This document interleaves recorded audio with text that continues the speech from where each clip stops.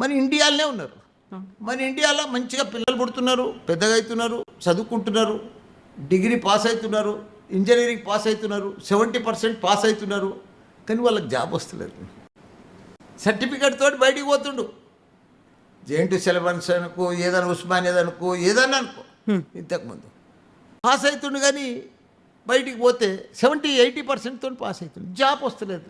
Job ఎందుకు వస్తలేదు? Skill లేదు, టెక్నాలజీ లేదు.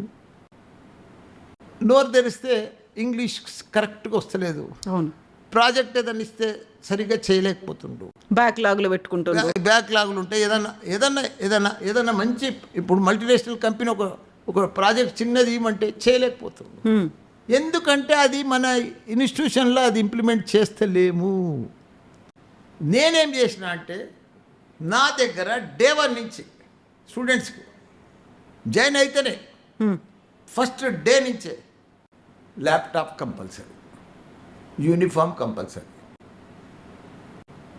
వాళ్ళకందరు కూడా మంచి ఇండస్ట్రియల్ ట్రైనర్ని పట్టుకొచ్చి డే 1 నుంచి కోడ్ నేర్పిస్తా, జావా నేర్పిస్తా, పైథాన్ నేర్పిస్తా, డాటా సైన్స్ నేర్పిస్తా. ఇవన్నీ నేర్పిస్తే ఏమైతే ఫస్ట్ ఇయర్లే మనం ఏం చాలా మటుకు ఇంజనీరింగ్ ఇప్పటికి కూడా అన్ని చాలా కాలేజీలు ఉన్నాయి. నా కాలేజీలో కూడా అట్లే ఉండే ఇంతకుముందు. 3rd ఇయర్లో 4th ఇయర్లో నేర్పిస్తాం. కంపెనీకి పోయాలంటే ముందు ఆ వారం దినాలు, నెల దినాలు ట్రైనింగ్ ఇస్తే ఎట్లా నేర్చుకుంటాడు.